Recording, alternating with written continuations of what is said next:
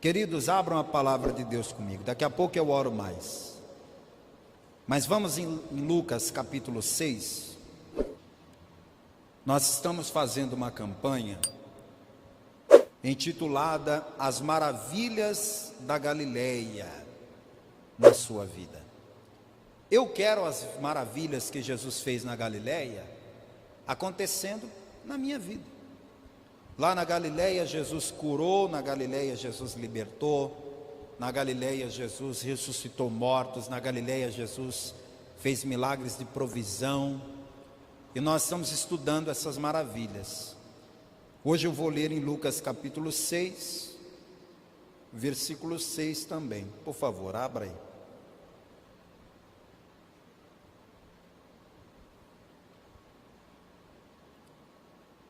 Lucas, capítulo e versículo 6. Encontraram?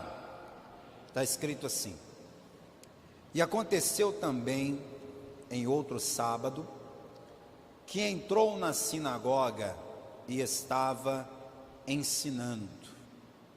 E havia ali um homem que tinha a mão direita mirrada. Vou ler de novo. E aconteceu também em outro sábado, que entrou na sinagoga e estava ensinando, e havia ali um homem que tinha a mão direita mirrada. Pastor, o que é uma mão mirrada? Esse termo mirrada foi substituído nas traduções modernas por atrofiada. Então, como é que era a mão do homem? Atrofiada. Nós usamos essa tradução mais arcaica, porque nós achamos essa versão mais bonita e mais clássica, mas você pode substituir por atrofiado. Então eu vou ler e você agora vai repetir após a minha leitura, bem alto e bem forte. E aconteceu também em outro sábado, que entrou na sinagoga e estava ensinando, e havia ali um homem que tinha a mão direita mirrada, atrofiada. Pastor, o que Jesus vai fazer com esse homem que tinha a mão atrofiada? Você vai ver a maravilha que Jesus vai fazer diante de todos. Você crê que Deus vai falar conosco nessa noite? Então desocupe as mãos e vamos aplaudir bem forte a palavra de Deus. Vamos dar a melhor salva de palmas para esta palavra. E enquanto você aplaude, abra a sua boca e vai dizendo bem alto: glória a Deus, glória, glória, glória a Deus. Aplaude e glorifica. Senhor nosso Deus e nosso Pai, Deus amado, a tua palavra vai ser pregada agora. Vem com teu espírito, tome a boca do pregador, tome os lábios do mensageiro, envia a tua palavra agora, com poder, com unção e com autoridade, e que a tua palavra vá e produza resultado, em nome de Jesus, amém. Diga amém, Jesus. Pode sentar, por favor, pode sentar. Jesus está numa sinagoga ensinando. Jesus ensinava. Jesus não era só um homem de maravilhas, um homem que fazia coisas extraordinárias.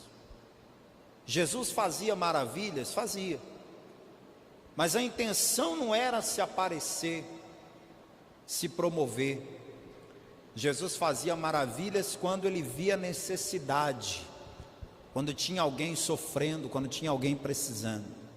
Jesus não saía de casa dizendo assim: hoje eu vou botar para quebrar, hoje eu vou fazer uma maravilha que vai deixar todo mundo impressionado, hoje a minha fama vai lá em cima. Jesus não saía de casa com esse pensamento. Jesus saía de casa dizendo: hoje eu vou pregar o Evangelho, hoje eu vou anunciar a palavra, para que as pessoas conheçam a verdade. Era essa a intenção de Jesus. Só que no meio da pregação sempre aparecia alguém precisando de uma maravilha, né? E Jesus nunca negou o poder dele para ninguém. Jesus estava então numa sinagoga, e nessa sinagoga ele estava fazendo o quê? Ensinando.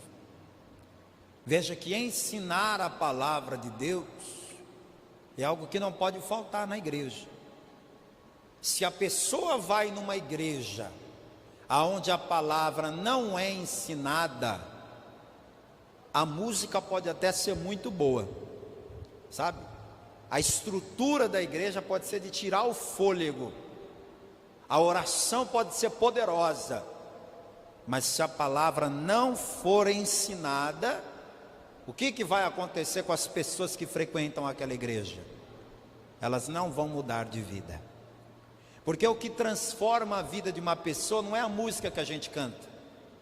O que transforma a vida de uma pessoa é conhecer a verdade. Jesus disse: conhecereis a verdade e a verdade vos libertará. O que era uma sinagoga? Eu vou te contar a história. Eu sei que muita gente já sabe disso, mas é sempre bom ensinar para que quem não sabe aprenda. Todos os judeus de Israel e do mundo todo, naquela época estava só em Israel, hoje tem judeu no mundo todo, mas todos os judeus seguem a lei de Moisés. A lei de Moisés também é chamada de Torá. E o que a Torá ensina? A Torá ensina, entre tantas coisas, que todo judeu de verdade deve guardar o Shabá. Diga comigo, Shabá. Olha quando vocês estão falando hebraico bonito. Fala de novo. Olha só, fizeram até biquinho, né? Até parece que eu vi o biquinho, né? Todo mundo de máscara. O que é o Shabá? Shabá é uma palavra hebraica que significa descanso. Então, todo judeu tinha que guardar o Shabá, o descanso, e esse descanso era praticado em um dia específico da semana. O dia específico que os judeus, em sua grande maioria, guardam o Shabá é o sábado, mas não são todos. Fique bem claro que não são todos os judeus que guardam o sábado, mas todos os judeus guardam o Shabá. Por exemplo, se você for para Israel, você vai visitar lugares que estão abertos aos sábados. Apesar do movimento ser menor, existem lugares que estão abertos aos sábados. Se você precisar de um atendimento médico em Israel, num sábado, tem médico num sábado trabalhando.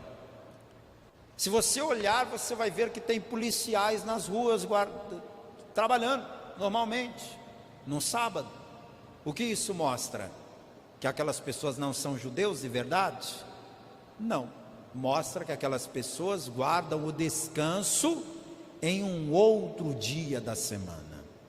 Então, o que você tem que entender é que a lei mosaica determinava o seguinte: a fórmula é a seguinte: para cada 6 dias de trabalho, um dia de descanso.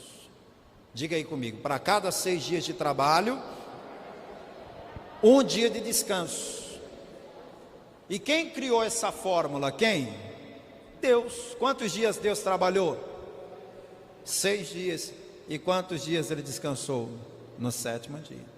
Ou seja, Deus trabalhou 6 e descansou 1. Essa é a fórmula estabelecida por Deus.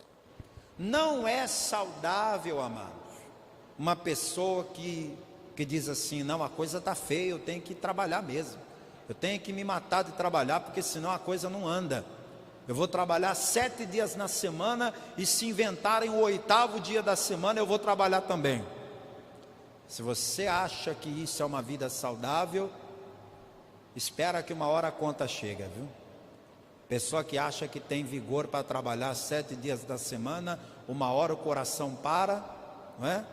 Uma hora o corpo protesta, aí aquela pessoa que queria tanto ganhar tempo, vai acabar perdendo tempo, cuidando da saúde deteriorada.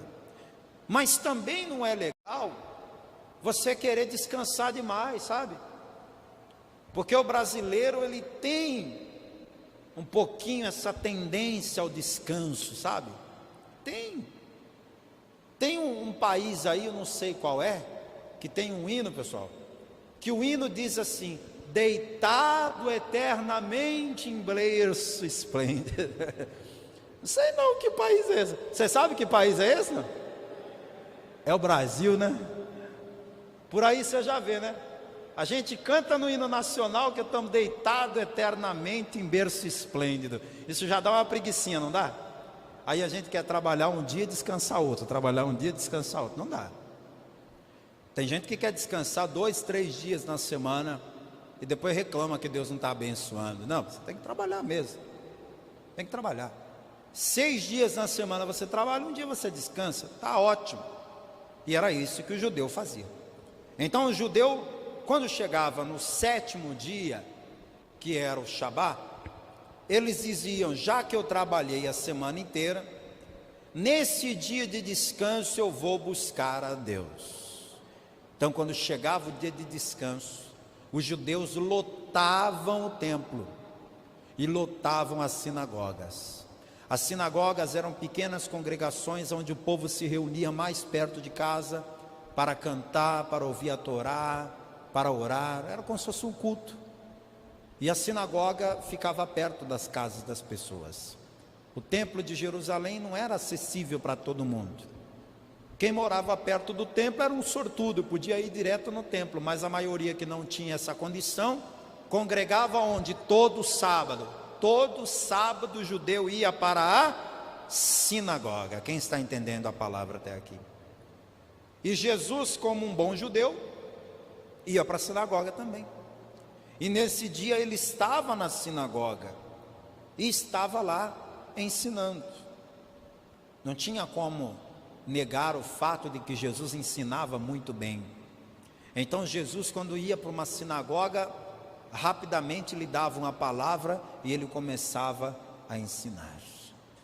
O historiador judeu chamado Flávio Joséfo informou a gente de que na época de Jesus tinha cerca de 400 sinagogas em Jerusalém. E aí eu fico pensando, se tinha 400 sinagogas em Jerusalém, então dava para escolher em qual ir. Sim ou não? Dava para escolher. E dentre tantas sinagogas que tinha naqueles dias, Jesus escolheu exatamente esta que nós estamos lendo.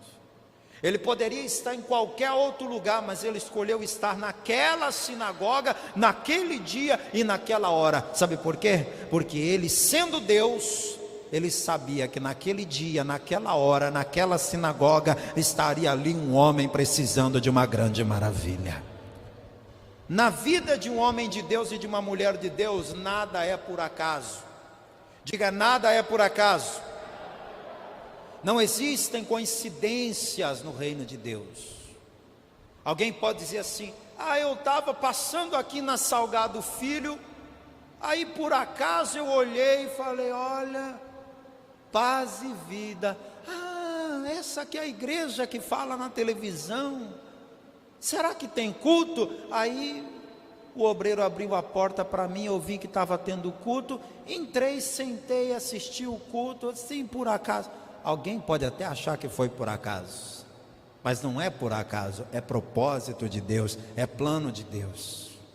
Alguém pode dizer: eu estava assistindo TV, estava vendo um noticiário, estava vendo um filme, estava vendo um programa de entretenimento, mas aí deu o comercial e ninguém gosta de ver comercial, né? Quando chega no comercial a gente muda, não é assim? Aí deu o comercial, comecei a mudar de canal e vi o pastor da Paz e Vida dizendo: vem que vai ter culto, vem que Jesus vai fazer maravilhas. Aí vim. A pessoa acha que é por acaso, mas não existe acaso. O que existe é plano de Deus, é propósito de Deus. Eu disse para você que tinha sinagoga para escolher naquela época, e Jesus escolheu exatamente aquela para fazer um milagre na vida daquele homem.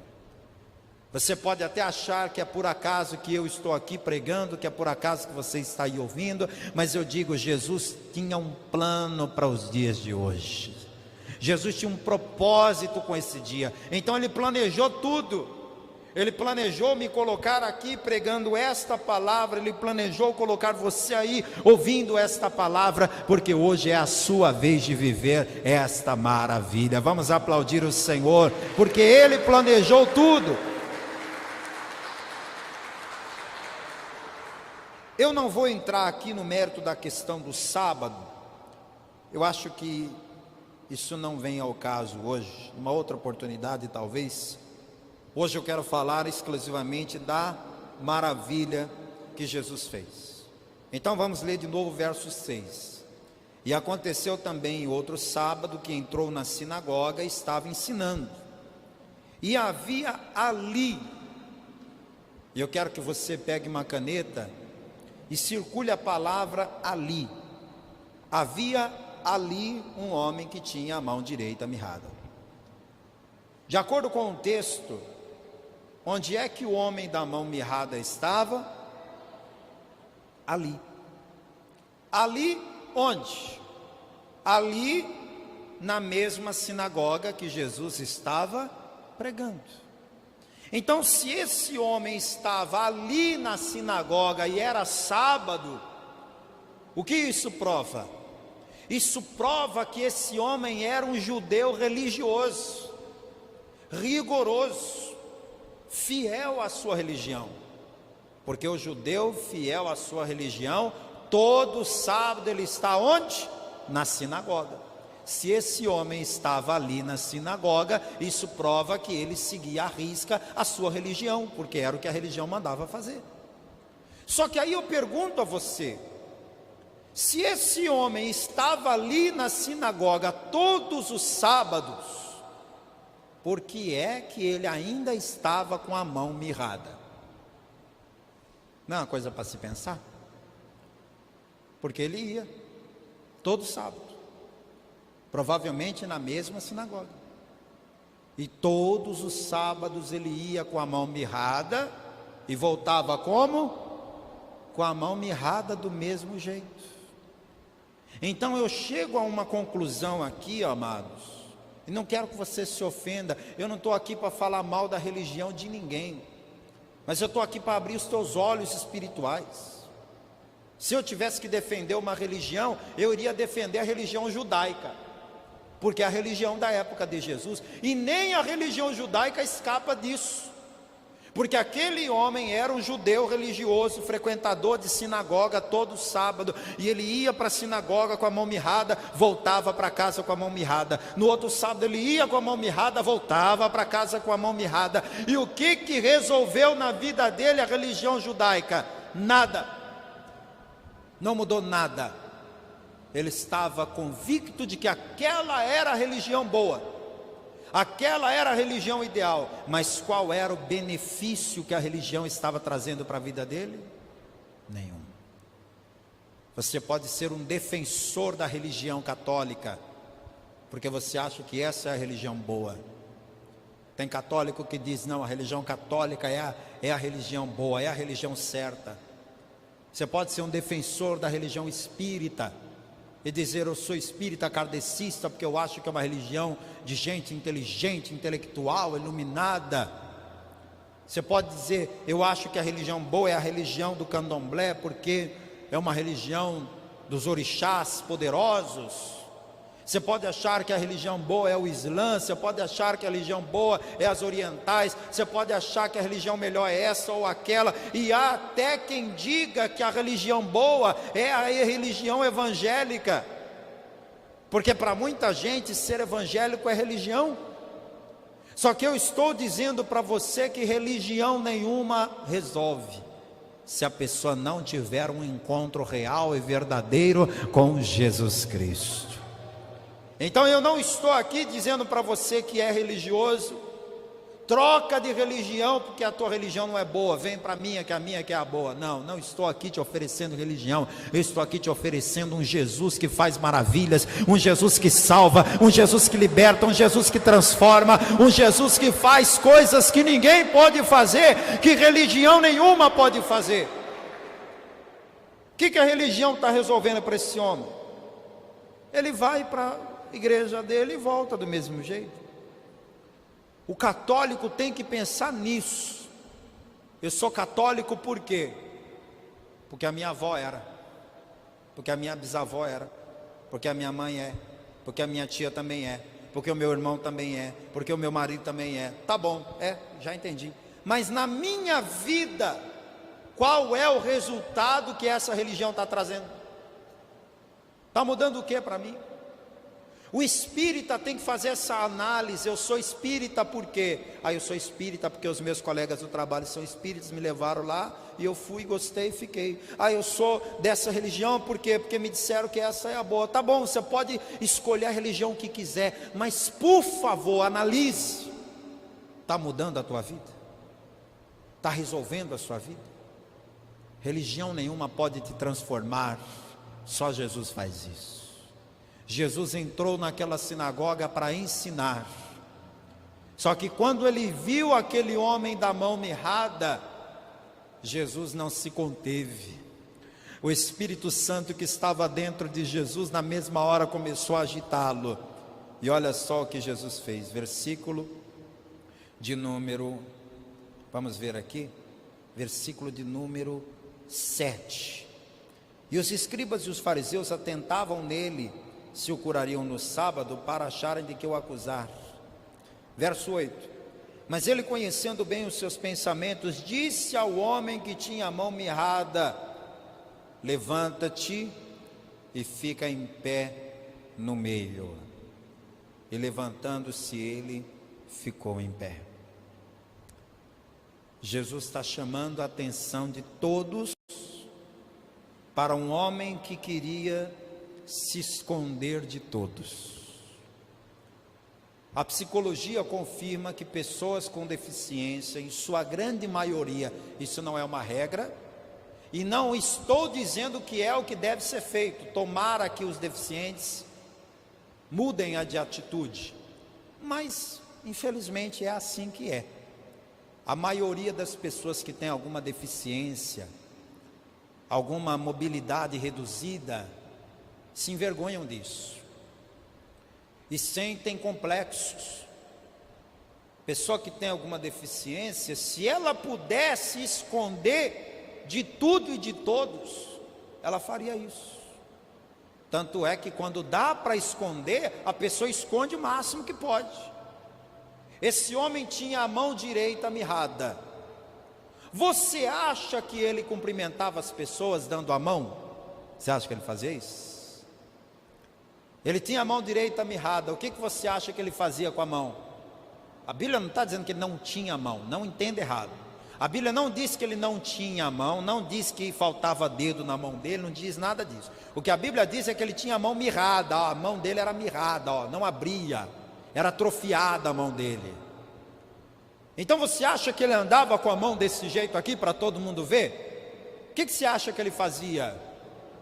Ele passava um pano aqui quando saía de casa. Sempre que possível ele estava de braço cruzado assim, escondendo a mão. Não é? Naquela época não existia calça, porque se existisse calça naquela época, ele ia andar com a mão no bolso o tempo todo. Quem acha isso também? Levanta a mão. Então ele entrava na sinagoga assim, shalom, shalom, shalom. Ele dava a mão para ninguém. E onde é que você acha que aquele homem sentava lá na sinagoga? Na primeira cadeira e ficava lá, puxando o couro? É isso que ele fazia?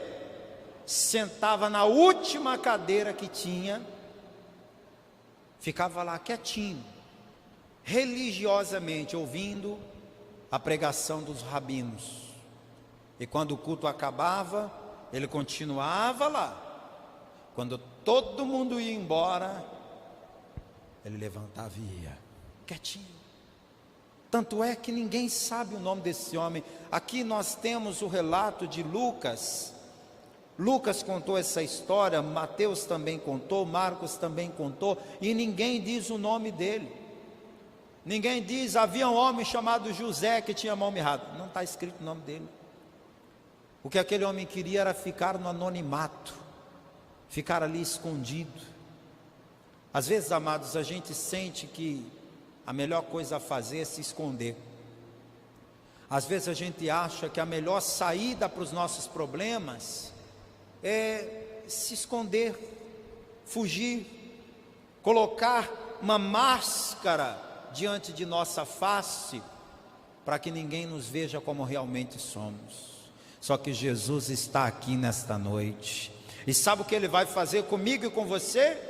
Ele vai expor aquilo que nos envergonha. Ele vai expor aquilo que nós não queremos que seja exposto.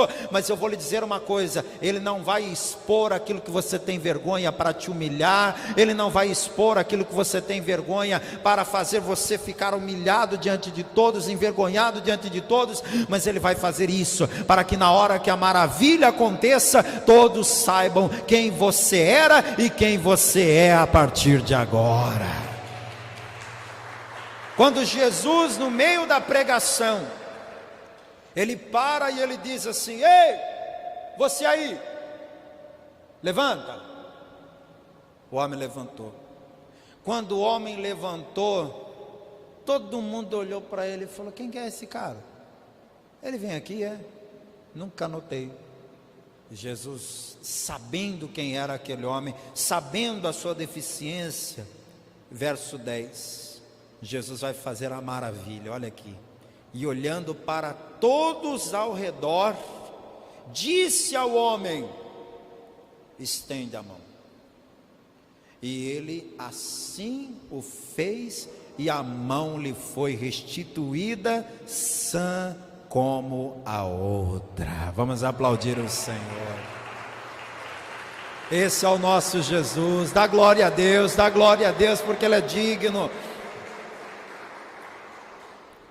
Mas antes de eu te mostrar mais coisas aqui sobre esta maravilha, quero que você observe o detalhe que Lucas nos deu aqui. Verso 6: e havia ali um homem que tinha a mão o quê? Direita mirrada.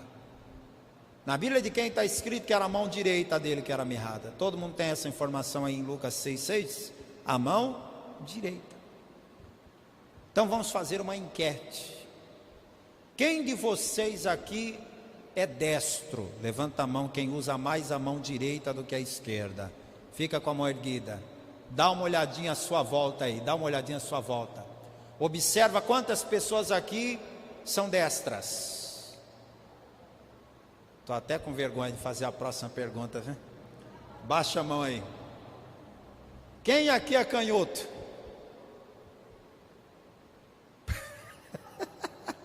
Não é possível que só tem eu de canhoto aqui. Mais alguém aí, levante a mão, pelo amor de Deus. É sério que só tem eu de canhoto aqui? Todo mundo dessa igreja aqui hoje, os destros dominaram o mundo, né? Todo mundo aqui é destro, só tem eu de canhoto. Impressionante, não esperava por essa. Mas por que eu fiz essa enquete? Para te mostrar que o problema desse homem aqui era mais grave do que você pensa. Porque se ele tivesse a mão esquerda mirrada, não é que seria bom, mas seria menos mal, né? Menos mal. Ele tendo a mão direita mirrada, significa que ele não conseguia trabalhar com nada. Quais eram as profissões disponíveis da época? Vamos pensar aí, o que você acha que tinha para fazer naquela época? Se você fosse um homem saudável, trabalhador, de 30 e poucos anos, cheio de vigor para trabalhar, o que tinha para fazer? Você podia ser lavrador da terra, certo? Dava para ser lavrador da terra com a mão direita mirrada? Você acha que ele com a mão direita mirrada ia conseguir pegar uma enxada? Dava? Não dava. Dava para ele com a mão direita mirrada encher a mão de sementes e sair semeando com a mão mirrada? Dava? Dava para cuidar de gado com a mão direita mirrada? Como é que ele ia montar a cavalo com a mão direita mirrada? Me explica aí, como é que ele ia fazer isso? Dava para ser pastor de ovelhas com a mão direita mirrada? Quando uma ovelha caísse no buraco, como é que ele ia fazer? Porque a força do destro está na mão direita, tá ou não está? Vocês que são destros aí. Quando você tem que pegar alguma coisa pesada, você não bota a força na mão direita? Então como é que ele ia fazer isso, gente? A mão direita dele era mirrada. A vida profissional desse homem era um fracasso. Essa deficiência fez esse homem viver na miséria, porque ele não tinha trabalho. Se alguém chegasse para aquele homem e dissesse assim: você quer trabalhar? Eu vou te contratar, vem cá, deixa eu dar uma olhada em você. Aí olhava, cabelo, olhos, boca, nariz, porte, você tem uma altura boa, tem. Aperta a minha mão. Opa, o que tem na tua mão? Ah, não, a minha mão é assim. Ah, volta amanhã então, tá? Nunca mais. Ninguém daria trabalho para aquele homem daquele jeito, simplesmente por causa de uma mão mirrada. Pastor, hoje em dia não é assim. Graças a Deus que hoje em dia não é mais assim. Hoje você pode ser um ascensorista. Quem sabe o que é ascensorista? Ascensorista é aquele camarada que trabalha nos arranha-céus, dentro de um elevador. E qual que é o trabalho do ascensorista? Bom dia, qual andar? 25º. Aperta lá, pronto, acabou. Apertar o botão do elevador, esse é o trabalho do ascensorista. Mas tinha esse trabalho naquela época? Tinha o trabalho de ser porteiro e ficar só apertando o botão do controle para o portão abrir e fechar, para o morador entrar e sair? Tinha esse trabalho naquela época? Não. Então esse homem não tinha trabalho nenhum para ele. E você acha que o problema era só trabalho? Você acha que era?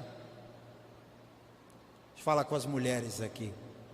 Se você fosse uma mulher solteira naquela época, a fim de arrumar um homem para casar, e esse homem aparecesse no seu caminho, ele podia ser assim, aquele galã, que quando você olhasse na mão dele, você ia dizer assim: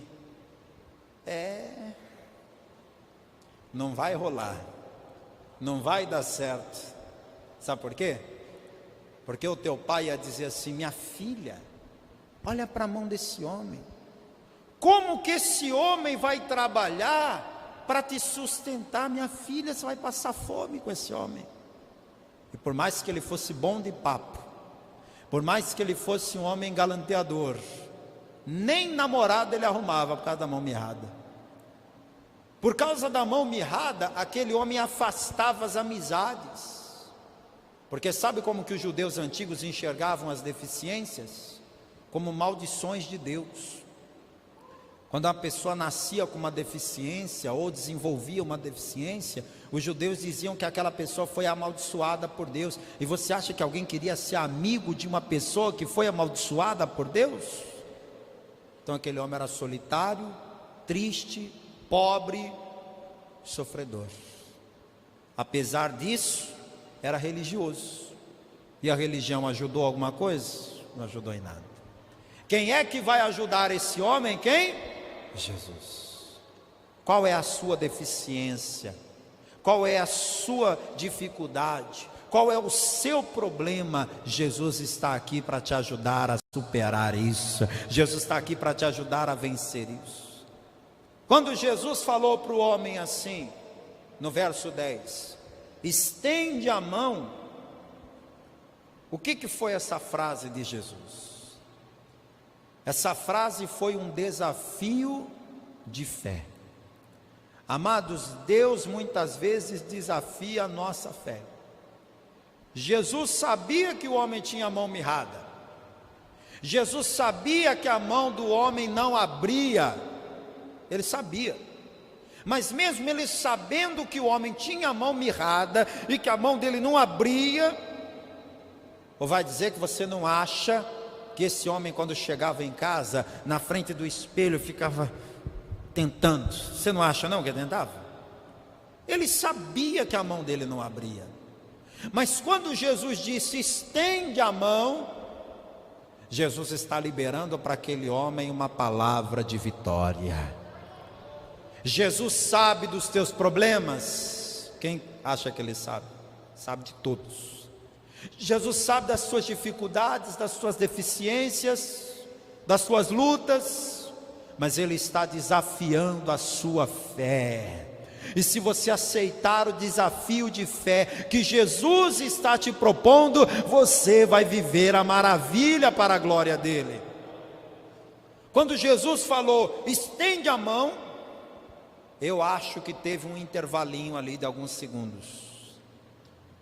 O homem fica olhando para Jesus, e olhando para o povo, e olhando para a mão dele, olhando para Jesus e para o povo e para a mão dele, e pensando, se esse homem é o mesmo homem que disse para Simão, faça ao mar alto e vai pescar, porque o teu barco vai encher. E ele fez aparecer peixe onde não tinha peixe.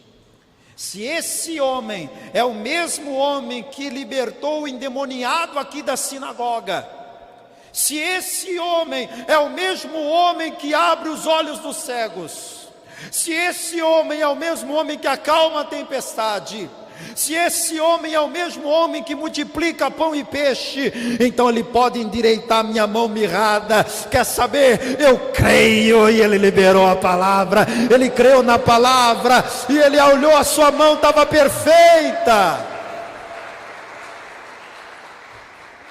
O que Jesus fez, nenhum médico faz. Alguém aqui já sofreu alguma lesão, algum acidente, coisa do tipo? Quando você sofre alguma lesão, algum acidente, você faz uma cirurgia, você põe um gesso, depois disso, seu corpo volta 0 bala, 100% no dia seguinte. Tem que fazer o quê? Fisioterapia. Quanto tempo? 1 mês, 2 meses, 6 meses, 1 ano. Tem gente que vai fazer fisioterapia um tempão, ó. E o osso quebrado nunca mais vai ser o mesmo. O membro lesionado nunca mais volta a ser igual. Aquele homem tinha a mão mirrada. Jesus não falou para ele assim, meu jovem, você vai fazer 6 meses de fisioterapia lá no Dr. Lucas, e ele vai te curar, viu? Jesus não deu o cartão de um médico para ele. Jesus falou, estenda a mão. Ele estendeu a mão e a mão dele ficou perfeita. Agora que você já sabe a maravilha, igreja, olhe para mim aqui. Eu vou te mostrar que essa mesma situação que esse homem viveu, tem gente que está vivendo, mas não fisicamente. Olha para as tuas mãos aí. Olha aí nas tuas mãos. Tuas mãos são saudáveis. Dá glória a Deus por isso, viu? Dá glória a Deus que a tua mão é saudável. O que você vê quando olha para as mãos? Você vê seus dedos, os calos que você tem na mão de trabalhar. Você vê como é que está a sua mão, né? Fisicamente toda mão parece igual. Só que espiritualmente existem 2 coisas que podem existir nas suas mãos. Ou existe bênção, ou existe maldição. E quando existe bênção, não tem uma letra B gigante na mão, não. Quando existe maldição, não tem uma letra M vermelha na palma da mão, não. Quando a pessoa tem a maldição nas mãos dela, sabe como isso se manifesta? Tudo aquilo que ela se propõe a fazer dá errado. Tem gente que tem um problema espiritual de tal maneira, tão grave, que se ela entrar num negócio que está prosperando, que está dando certo, que está arrebentando, é só ela colocar a mão para fazer aquilo, e o que estava dando certo na mão dela dá errado. Tem gente que tem uma mão tão amaldiçoada, não se ofenda de eu falar assim, tá? Porque daqui a pouco eu vou orar e vamos expulsar esse mal da sua vida se você está sofrendo com isso. Que se você pede para ela pegar um copo com água para você daqui a ali, ela deixa o copo cair e quebra. Se você diz para uma pessoa assim: olha, segura meu menino aqui para mim rapidinho, a criança estava rindo, sorrindo, só você botar a mão nela que ela começa a chorar na hora, parece que levou uma surra. A pessoa diz assim: me empresta teu carro que eu vou ali, o carro funde o motor. Alguém diz assim: empresta seu celular para eu fazer uma ligação. Aí você pega o celular da pessoa, ele cai da tua mão de tela e cai, quebra e racha a tela no meio. A pessoa se encanta com alguém e diz assim: eu estou achando que aquela pessoa ali está gostando de mim também. Mas é só você pegar na mão daquela pessoa que ela já olha para você e já sente que... Sabe quando a pessoa lá fora diz assim: o santo não bateu? Já ouviu alguém falar isso lá fora?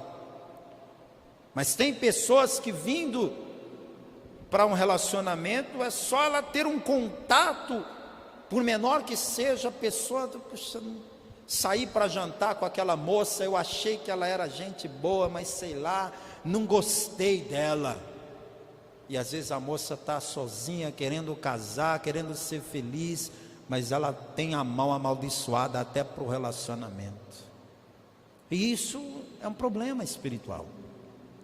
Tanto é um problema espiritual, que a palavra de Deus promete que Deus vai retirar esta maldição da vida do seu povo. Vamos aqui no livro do profeta Miqueias. Você já ouviu falar nesse profeta? Miqueias capítulo 5, versículo 12. Pastor, eu não quero isso na minha vida, Deus me livre. Mas eu vou orar para expulsar esse mal da sua vida. Miqueias capítulo 5, versículo 12. Só a parte A. E tirarei as feitiçarias da tua mão. Viu aí? Miqueias capítulo 5, versículo 12. E tirarei as feitiçarias da tua mão. Fica de pé no teu lugar. Jesus entrou naquela sinagoga, viu aquele homem com a mão mirrada e falou: eu vou limpar a mão desse homem agora, eu vou eliminar esse mal da mão desse homem.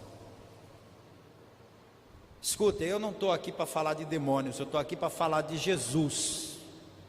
E quem vê a minha pregação aqui sabe que eu falo de Jesus. Mas deixa eu te falar só um pouquinho dos demônios. Só um pouquinho.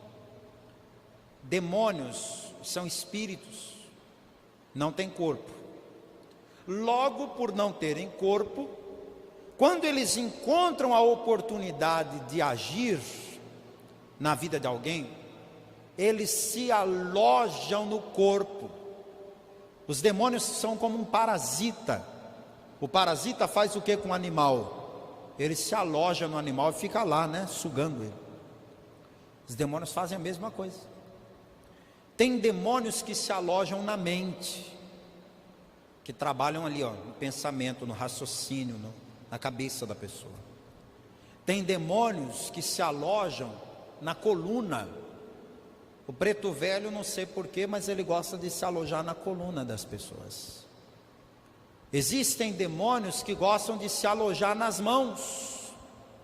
O tranca-rua, o tranca-tudo, o Exu do Loda, Maria Mulambo, são espíritos malignos, demônios, que se alojam onde? Nas mãos das pessoas. E é lógico que você não vai lavar a mão com água e sabão e ele vai sair. É lógico que você não vai esfregar álcool gel na tua mão e o demônio vai sair. Como é que o demônio que está alojado na mão de uma pessoa vai sair?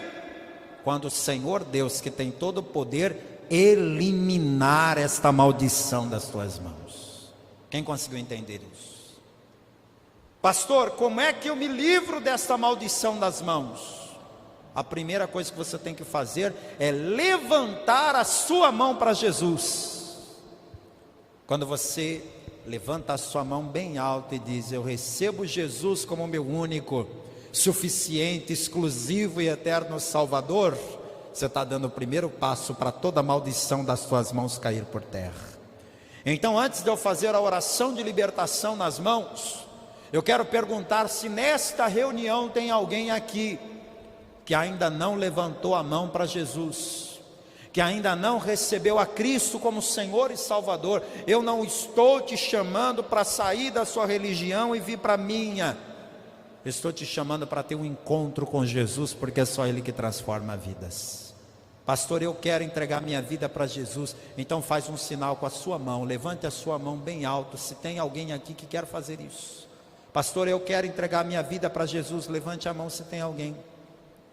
Pastor, eu já me entreguei para Jesus, mas eu me afastei do Evangelho, e eu quero voltar hoje, eu quero me reconciliar hoje com Jesus. Levante a mão se tem alguém que se afastou e quer voltar. Tem alguém assim? E você aí de casa, hein? Está assistindo e achando que Deus não está falando com você? Deus está falando com você também. Você não vai entregar a tua vida para Jesus, não? Por que você não faz isso agora? Aí onde você está, levante a sua mão aí. Eu não vou ver, mas não é para mim mesmo, é para Jesus. Levante a sua mão aí e diga: eu recebo Jesus agora. Levante a sua mão aí, você que está afastado, e diga: eu volto para Jesus agora. Escreve aqui nos comentários o teu nome, escreve: eu estou voltando para Jesus. Escreve: eu estou me reconciliando com Jesus.